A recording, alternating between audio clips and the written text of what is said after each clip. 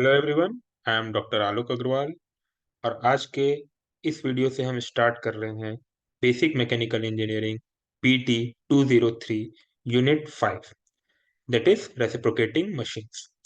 इस यूनिट का सिलेबस है working principle of steam engine. हम कार्नोट साइकिल देखेंगे, auto, diesel and dual cycle देखेंगे जिसमें हमारे इंजन वर्क करते हैं। हम देखेंगे working of 2 stroke and 4 stroke petrol and diesel engine. at at the end we will see working principle of compressor। तो ये हमारे यूनिट का कंटेंट होगा। आज के इस वीडियो में हम स्टार्ट करेंगे इंट्रोडक्शन से, फिर हम देखेंगे कि इंजन क्या होता है, उसमें हीट इंजन क्या है, classification of external combustion engine and classification of internal combustion engine देखेंगे। तो this will be the content of this video. तो स्टार्ट करते हैं हम इंट्रोडक्शन से। जो हमें हमारे सिविलाइजेशन को दुनिया के बाकी जीव जंतु या कोई भी चीजों के सिविलाइजेशन से अलग करता है, वो क्या है? वो है कि हम अब किस तरह से अपने मैकेनिकल पावर को यूज करते हैं। अलग अलग तरीके से हम पावर का यूटिलाइजेशन करते हैं। सबसे पहले क्या हुआ? सबसे पहले हम जो भी काम करते थे, हम अपने मसल पावर से करते थे। हमको कोई भी काम करने के लिए अपनी ताकत लगानी पड़ती थी और वही हमारा प्राइमरी सोर्स ऑफ वर्क था या प्राइमरी सोर्स ऑफ पावर थे। इसके अलावा हमारे पास और कोई भी प्राइमरी सोर्स ऑफ पावर नहीं थी। जो भी काम हम करते थे अपने खुद के ताकत से करते थे। लेकिन जैसे जैसे हमारा सिविलाइजेशन एडवांस होता गया, हमने क्या किया? हम दूसरों की मदद लेने, जैसे कि हम मदद लेने लगे हवा की, हम मदद लेने लगे बहते हुए पानी की, हम मदद लेने लगे जानवरों की। तो उनकी मदद से फिर हम अपना एफर्ट कम करते गए और अपना एफर्ट उनको देते गए। तो this is the change of civilisation. हमने अपने खुद के पूरे मसल पावर को यूज करने के बजाय हमने जानवर, हवा, पानी इन सब से एनर्जी लेना स्टार्ट किया ताकि हमारी जो एनर्जी लग रही है वो कम। लेकिन जो सबसे ज़्यादा बड़ा रिवॉल्यूशन कब आया? सबसे ज़्यादा बड़ा रिवॉल्यूशन तब आया जब हमने देखा कि हम एनर्जी को किसी एक फॉर्म से दूसरे फॉर्म में कन्वर्ट कर सकते हैं। ठीक? तो that is the major revolution that comes. और इसी से जो डिवाइस ऐसा करता है कि एनर्जी के एक फॉर्म को दूसरे फॉर्म में कन्वर्ट करता है, उसी को हम बोलते हैं इंजन। तो इंजन क्या होता है? इंजन एक ऐसा डिवाइस होता है जहाँ पे एक तरह की एनर्जी दूसरी तरह की एनर्जी में कन्वर्ट होती है। तो ऐसे कोई भी डिवाइस को हम इंजन बोलते हैं। अब इसमें हमको जो इस यूनिट में पढ़ना है, वो है हीट इंजन। तो हीट इंजन क्या होता है? हीट इंजन एक ऐसा डिवाइस होता है जहाँ पे हम फ्यूल को लेके जाते हैं, फ्यूल को बर्न करते हैं, जलाते हैं। जब फ्यूल जलता है तो उससे थर्मल एनर्जी मिलती है और फिर उस थर्मल एनर्जी को हम यूटिलाइज करते हैं कुछ मैकेनिकल वर्क करने के लिए। तो ऐसे डिवाइस को हम बोलते हैं हीट इंजन। अब इसको और दूसरी भाषा में या दूसरे तरीके से समझना चाहें तो हीट इंजन एक ऐसा डिवाइस है जहाँ पे थर्मल एनर्जी मैकेनिकल एनर्जी में कन्वर्ट होती है। लेकिन वो थर्मल एनर्जी आती कहाँ से है? वो थर्मल एनर्जी फ्यूल के जलने से आती है। ये हमको ध्यान रखना है और इस इंजन को हम बोलते हैं हीट इंजन। तो हीट इंजन मेनली 2 प्रकार से डिवाइड किए गए हैं, 2 कैटेगरी में उसको डिवाइड किया गया है। पहला होता है एक्सटर्नल कंबशन इंजन और दूसरा होता है इंटरनल कंबशन इंजन। अब देखिए इसको समझते हैं अपन। कंबशन मतलब क्या होता है? फ्यूल का जलना। एक्सटर्नल कंबशन मतलब फ्यूल इंजन के बाहर जल रहा है। एक्सटर्नल कंबशन इंजन मतलब जो फ्यूल जल रहा है वो इंजन के अंदर नहीं जल रहा है, वो इंजन के कहीं बाहर जल रहा है। इंटरनल कंबशन इंजन क्या होगा? जो फ्यूल जल रहा है वो इंजन के अंदर ही जल रहा है। तो इस 2 कैटेगरी में हमने हीट इंजन को डिवाइड किया है। अब एक्सटर्नल कंबशन इंजन का एग्जांपल क्या है? स्टीम इंजन या स्टीम टरबाइन। स्टीम इंजन जो पहले ट्रेन चलती थी, जो हम मूवीज में देखते हैं, तो that is heat engine. Steam engine. दूसरा है स्टीम टरबाइन। जो स्टीम टरबाइन पावर प्लांट होता है, जो पावर प्लांट होता है जहाँ पे स्टीम टरबाइन लगी होती है, वहां पे हम स्टीम से आउटपुट लेते हैं, टरबाइन को चलाते हैं, वो है हमारा एक्सटर्नल कंबशन इंजन का एग्जाम्पल। इंटरनल कंबशन इंजन हम रोजमर्रा की लाइफ में अपन देखते हैं, जो हम गाड़ियां चलाते हैं, all comes under the category of internal combustion engine. उसमें पेट्रोल इंजन भी हो सकता है, डीजल इंजन भी हो सकता है, ठीक। तो ये दो कैटेगरी है हीट इंजन की, that is external combustion engine and internal combustion engine. अब दोनों ही टाइप के इंजन के अपने अपने फायदे हैं और नुकसान है। तो इंटरनल कंबशन इंजन का फायदा क्या है कि ये बहुत ही सिंपल होता है, मैकेनिकली सिंपल होता है ये। इसका जो वेट होता है वो कम होता है as compare to its output, means वो कम वेट में ज्यादा आउटपुट देता है। Ratio of weight to output is less. Next, इसका जो कॉस्ट होता है वो बहुत कम होता है।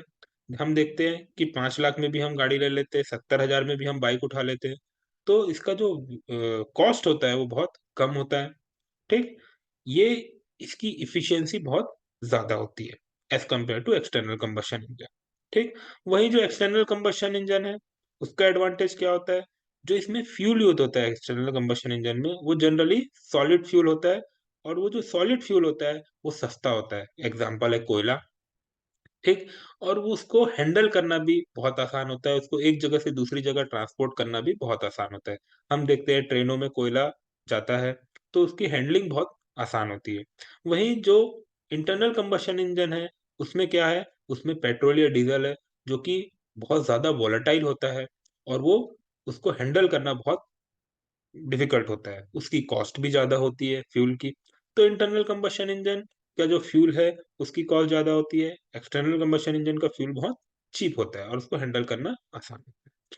तो ये कुछ अब इंटरनल कंबशन इंजन के एडवांटेज है, कुछ एक्सटर्नल कंबशन इंजन के एडवांटेज है।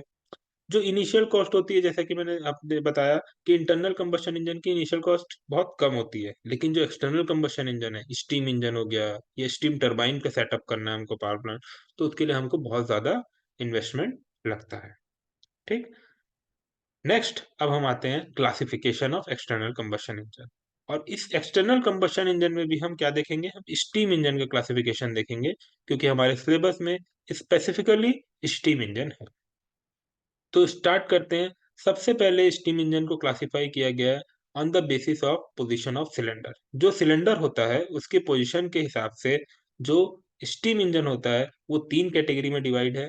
वर्टिकल सिलेंडर इंजन, अगर हमारा इंजन का सिलेंडर वर्टिकल है। अगर वही सिलेंडर हॉरिजॉन्टल है तो वो हो गया हमारा horizontal cylinder engine.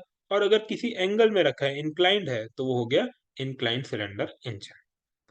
Next is on the basis of working stroke. अब वर्किंग स्ट्रोक का मतलब है कि अगर जो एनर्जी का ट्रांसफॉर्मेशन हो रहा है, हमने देखा हीट इंजन में क्या हो रहा है, थर्मल एनर्जी मैकेनिकल एनर्जी में कन्वर्ट हो रही है। तो अगर वो थर्मल एनर्जी मैकेनिकल एनर्जी में एक साइड में, पिस्टन के एक साइड में कन्वर्ट हो रही है, तो वो हो गया सिंगल एक्टिंग स्टीम इंजन। और अगर वो पिस्टन के दोनों साइड में कन्वर्ट हो रही है तो वो हो गया डबल एक्टिंग स्टीम इंजन। तो वर्किंग स्ट्रोक के हिसाब से 2 कैटेगरी में डिवाइड किया गया है। थर्ड कैटेगरी है on the basis of speed of engine.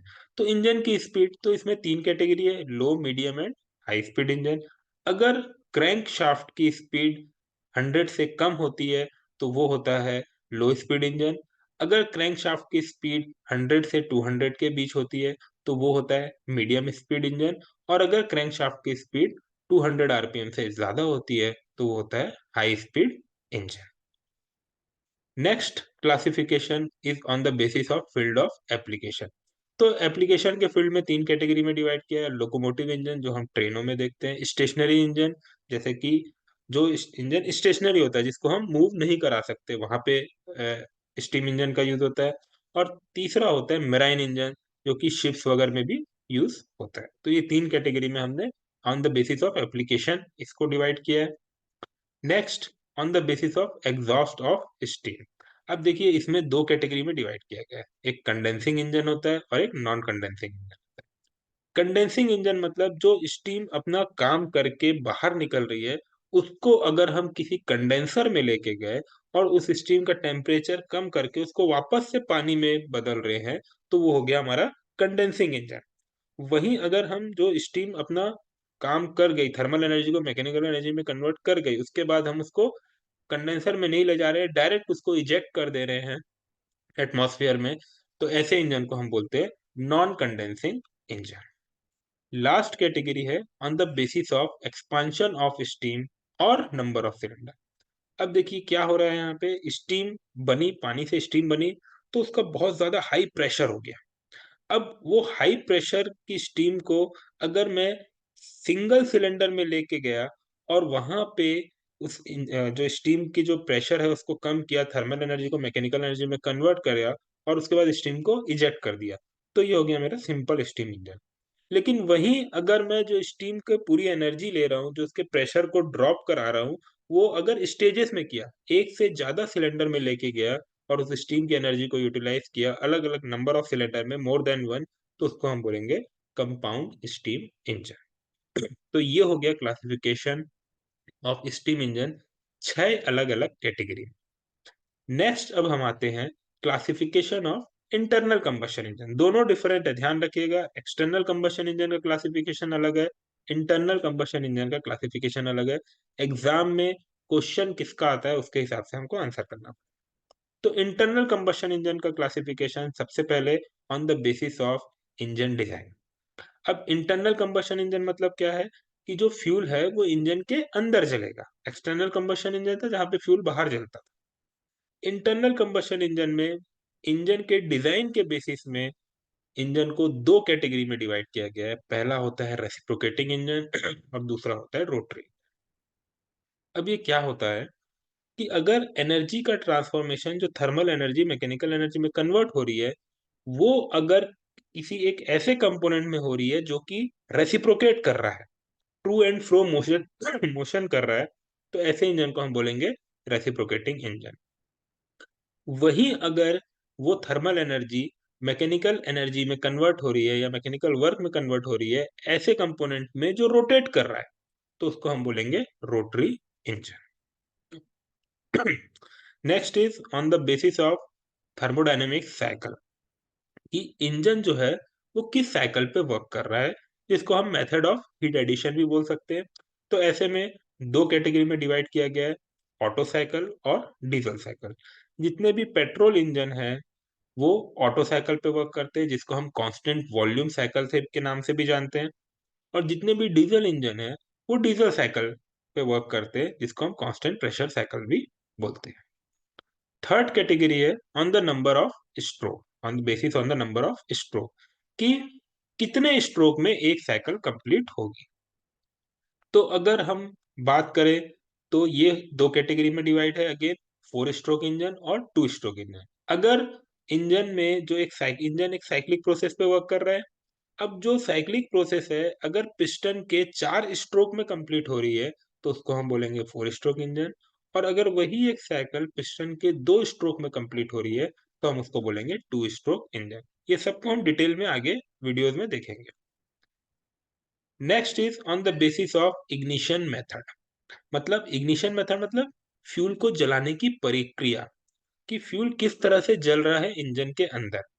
तो अगर फ्यूल को जलाने के लिए हमको एक स्पार्क प्लग की जरूरत पड़ रही है, एक चिंगारी की जरूरत पड़ रही है उसको जलाने के लिए, और वो चिंगारी हम दे रहे हैं, तो उसको हम बोलेंगे स्पार्क इग्निशन इंजन, जो कि पेट्रोल इंजन में यूज होता है, ठीक, जो ऑटो साइकिल पे वर्क करता है। वहीं अगर हमको फ्यूल को जलाने के लिए अलग से एक्सटर्नल स्पार्क की जरूरत नहीं पड़ रही है, हम उस उस फ्यूल को ऐसी जगह जला रहे हैं जहाँ पे एयर बहुत ज्यादा हमने कंप्रेस करके रखी है और एयर का टेम्परेचर इतना ज्यादा है कि फ्यूल उसके कांटेक्ट में आते साथ अपने आप जल जाएगा, जहाँ पे हमको अलग से स्पार्क देने की जरूरत नहीं पड़ रही है। ऐसे इंजन को हम बोलते हैं कंप्रेशन इग्निशन इंजन। और डीजल इंजन कंप्रेशन इंजन पे वर्क करता है, जो कि डीजल साइकिल पे वर्क करता है। Next is on the basis of fuel used, कि हम फ्यूल कौन सा यूज कर रहे हैं। तो फ्यूल यूज किया गया, पेट्रोल इंजन होता है, डीजल इंजन होता है, गैस इंजन होता है। अगर हम पेट्रोल यूज कर रहे हैं फ्यूल, तो उसको पेट्रोल इंजन बोलेंगे। अगर डीजल फ्यूल यूज कर रहे हैं तो डीजल इंजन बोलेंगे। और अगर कोई गैस यूज कर रहे हैं तो उसको गैस इंजन बोलेंगे। Next is on the basis of method of cooling. अब देखिए जब इंजन वर्क करता है तो वो थर्मल एनर्जी प्रोड्यूस कर रहा है, फ्यूल जल के थर्मल एनर्जी प्रोड्यूस कर रहा है, वो थर्मल एनर्जी हम मैकेनिकल वर्क में कन्वर्ट कर रहे हैं। लेकिन क्या है, ये एक साइक्लिक प्रोसेस है।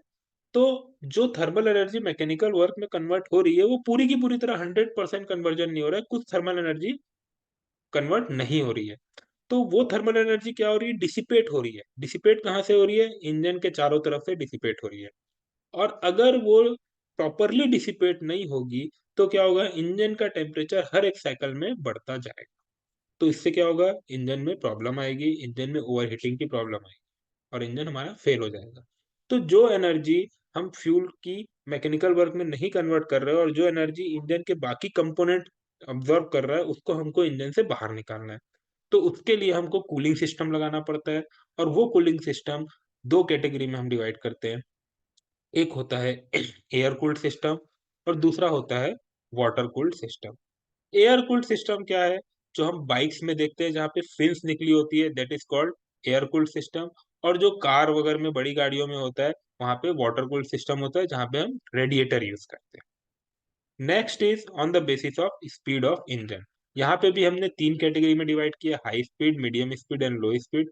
अगर क्रैंकशाफ्ट का आरपीएम 250 से ज्यादा है तो वो हो गई हाई स्पीड इंजन। अगर 250 से 100 के बीच में है तो वो हो गया मीडियम स्पीड इंजन। और अगर 100 से कम है तो वो हो गया लो speed engine. Next is on the basis of number of cylinder. तो एक इंजन होता है जो सिंगल सिलेंडर इंजन होता है, जहाँ पे एक सिलेंडर होता है, एक पिस्टन होता है, वर्क करता है, जनरली हम टू व्हीलर में ये देखते हैं। ठीक। और एक होता है मल्टी सिलेंडर इंजन, जब हमको ज्यादा पावर आउटपुट की जरूरत पड़ती है तो हम सिंगल सिलेंडर से उस पावर आउटपुट को अचीव नहीं कर सकते, हमारे पास स्पेस का भी कंस्ट्रेंट होता है, तो हम वहां पे मल्टी सिलेंडर इंजन यूज करते हैं। नंबर ऑफ सिलेंडर को पैरेलली फिट करते हैं और उन सभी सिलेंडर से जो पावर मिल रहा है उसको कंबाइन करके हम पावर आउटपुट कंसिडर करते हैं। तो नंबर ऑफ सिलेंडर के बेसिस में या तो सिंगल सिलेंडर होता है या मल्टी सिलेंडर होता है। मल्टी सिलेंडर में 3 सिलेंडर, 4 सिलेंडर, 6 सिलेंडर, कितने भी सिलेंडर इंजन हो सकते हैं। Last is on the basis of position of cylinder. अब हम सिलेंडर की बात कर रहे हैं तो सिलेंडर की पोजीशन में हमने ब्रॉडली इसको चार कैटेगरी में डिवाइड किया है, inline engine, we engine, radial engine और अपोज इंजन। अब इसको हम देखते हैं कि ये चारों होते क्या है। तो इसको हम अगर फिगर से देखेंगे तो बहुत अच्छे से हमको समझ में आएगा। तो देखिए, ये हम फिगर से देखते हैं, ये हमारा हो गया इनलाइन इंजन। ठीक। इनलाइन इंजन में क्या हो रहा है कि जो ये हमारा, अगर मैं इसको साइड व्यू देखूं तो ये है और अगर फ्रंट व्यू देखूं तो ये है। तो ये हमारा एक पिस्टन सिलेंडर का कॉम्बिनेशन है। ये सिलेंडर है, सॉरी ये पिस्टन है जो इस सिलेंडर के अंदर रेसिप्रोकेट करेगा। ग्रीन वाला कनेक्टिंग रॉड है और ब्लू वाला क्रैंक है, तो ये रेसिप्रोकेट कर रहा है। तो ये हो गया सिंगल सिलेंडर। अगर इसी सिलेंडर और पिस्टन के अरेंजमेंट को मैं लाइन बाय लाइन लगा दूं तो ये हो जाएगा मल्टीपल सिलेंडर, और ऐसे अरेंजमेंट ऑफ सिलेंडर को हम बोलेंगे इनलाइन इंजन, एक लाइन में। वहीं अगर मैं जो सिलेंडर का जो पोजीशन है उसको वी शेप में डिजाइन करके इस तरह से यूज करूं कि ये पिस्टन जो है, ये सिलेंडर जो है ये वी शेप बनाएगा, तो इसको हम बोलेंगे वी इंजन। अगर सिलेंडर को मैं रेडियली अरेंज करूं जिसमें पिस्टन जो है उसका मूवमेंट रेडियल डायरेक्शन में हो, ठीक, ये सब पिस्टन में रेडियल डायरेक्शन में हो रहा है, तो इसको मैं बोलूंगा रेडियल इंजन। और वहीं अगर पिस्टन का जो मूवमेंट है वो आगे पीछे अपोज्ड डायरेक्शन में हो रहा है तो उसको मैं बोलूंगा अपोज्ड पिस्टन इंजन। तो देखिए यहाँ पे अलग अलग सिलेंडर अलग अलग पोजीशन में है लेकिन ये सब एक लाइन में है। वी इंजन में एक कंप्रेशन हो रहा है तो दूसरे में एक्सपांशन हो रहा है। यहाँ पे भी डिपेंडिंग अपॉन द डिजाइन अलग अलग ऑपरेशन हो रहे हैं अलग अलग सिलेंडर में, और इसका मूवमेंट क्या है, रेडियल डायरेक्शन में। और ये अपोज पिस्टन में ये एक बार बाहर की तरफ जा रहा है और एक बार अंदर की तरफ जा रहा है पिस्टन, इसलिए इसको बोलते हैं अपोज पिस्टन इंजन। तो this are the classification of internal combustion engine. Thank you very much.